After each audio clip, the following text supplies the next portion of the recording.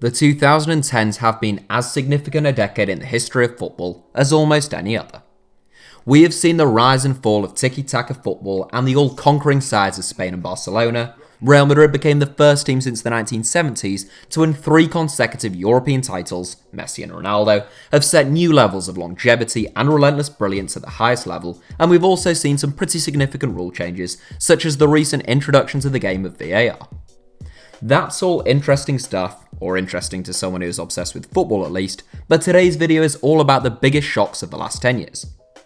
These are 7 events that had you predicted in January 2010, you'd have been put in a straitjacket in a padded cell. I mean, obviously you wouldn't actually, I'm pretty sure they stopped doing that sort of stuff in the 50s or 60s, but you get the idea.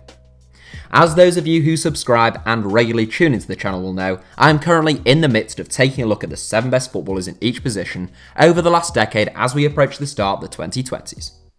There have been plenty of decade-related video ideas, and today's is one of them, but if there are any others that you'd like to see from the channel, do leave your suggestions in the comments and like the suggestions that you think would be most interesting. That way, I get a good idea of public opinion.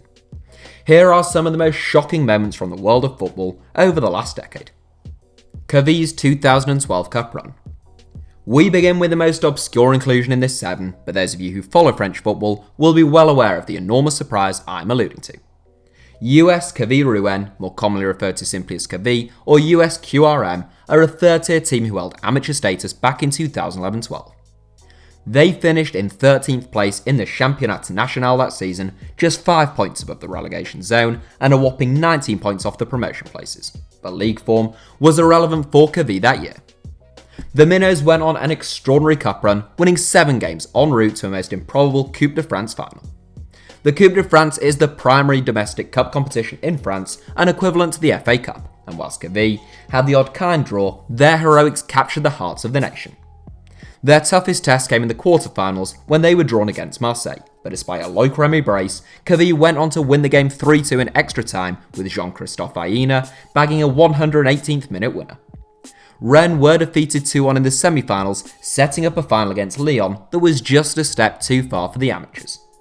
They could hold their heads up high following a 1-0 defeat, and the run will forever be remembered as one of French football's outstanding underdog stories. Wigan's FA Cup win.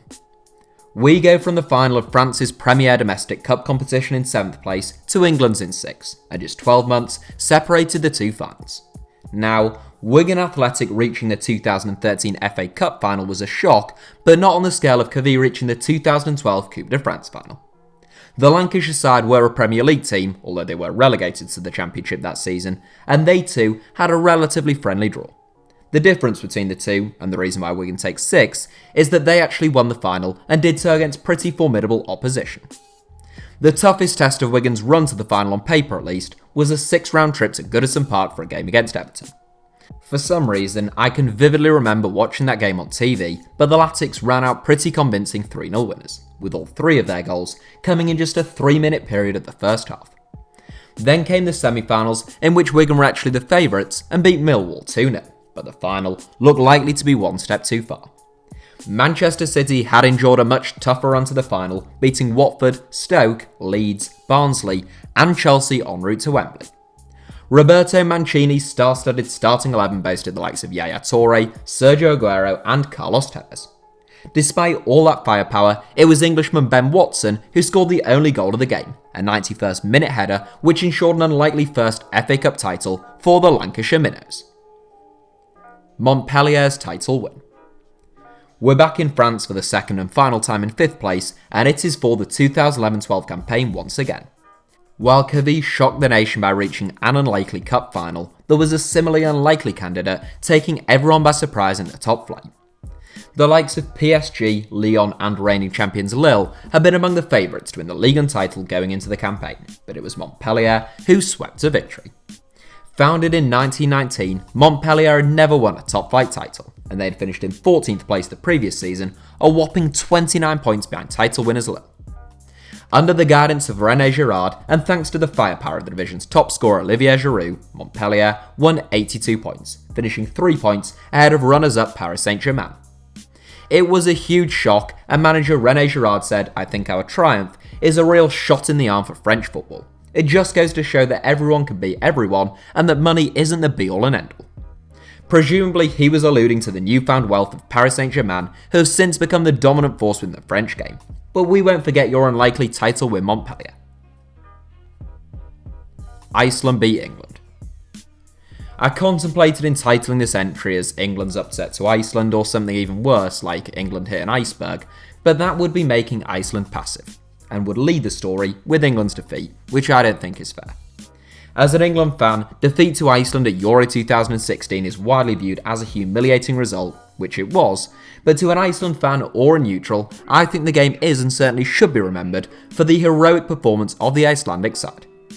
Iceland had shown in qualifying with wins against Turkey, the Czech Republic, and doing the double over the Netherlands that they weren't to be taken lightly, but in the knockout stages of a major international tournament, clearly they were a favourable draw.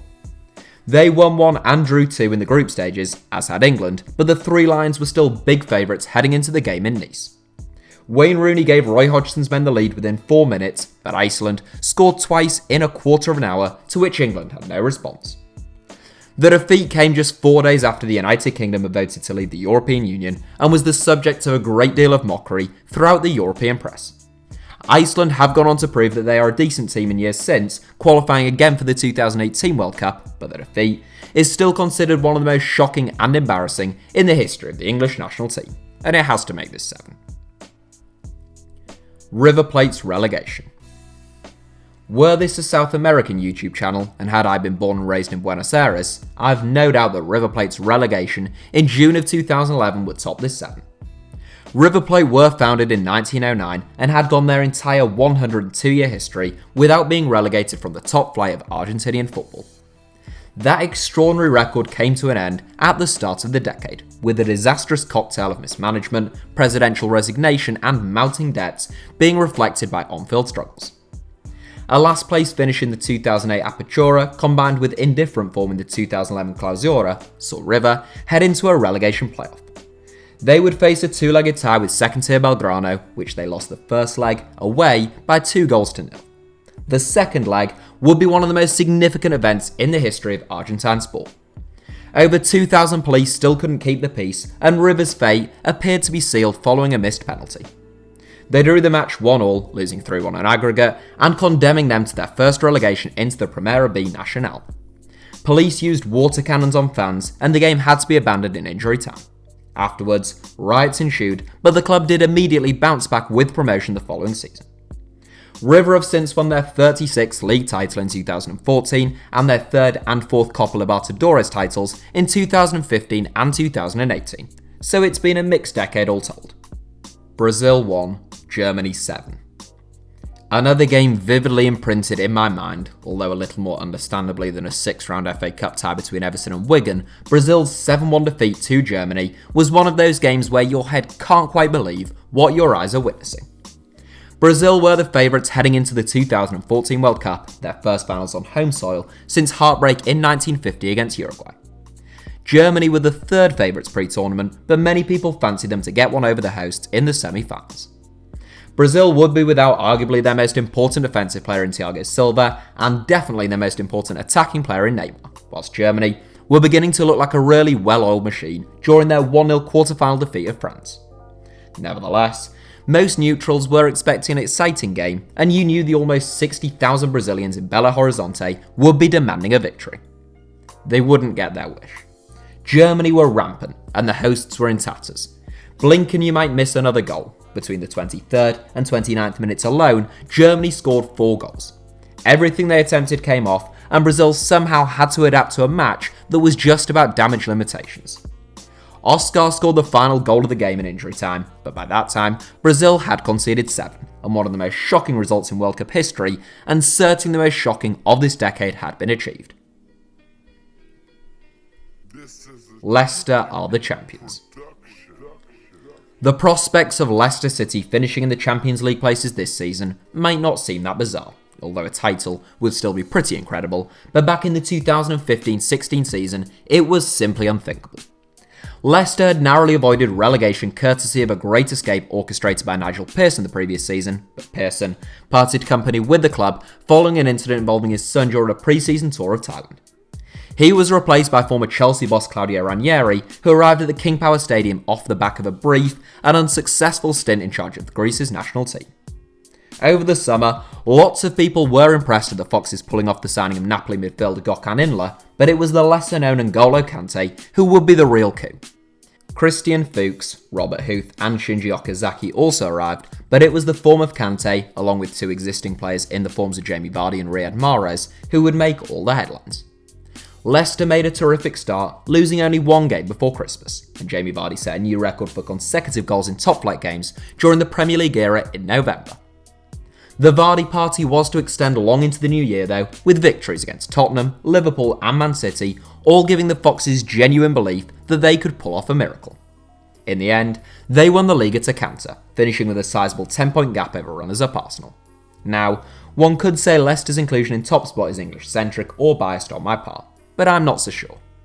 The Premier League is arguing there's competitive top flight in world football, with so much money swimming around the established top clubs.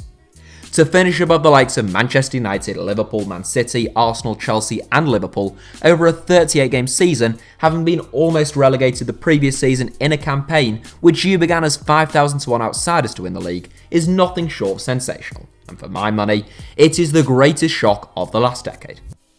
Within the world of football, of course. That's it for today's video. Thank you all for watching. Go ahead and give the video a like if you enjoyed it, and subscribe to the channel if you really enjoyed it. And with Christmas coming up, if you're a football fan or you know a football fan, it might be worth checking out www.englandsgreatestdefender.com for the ideal Christmas present.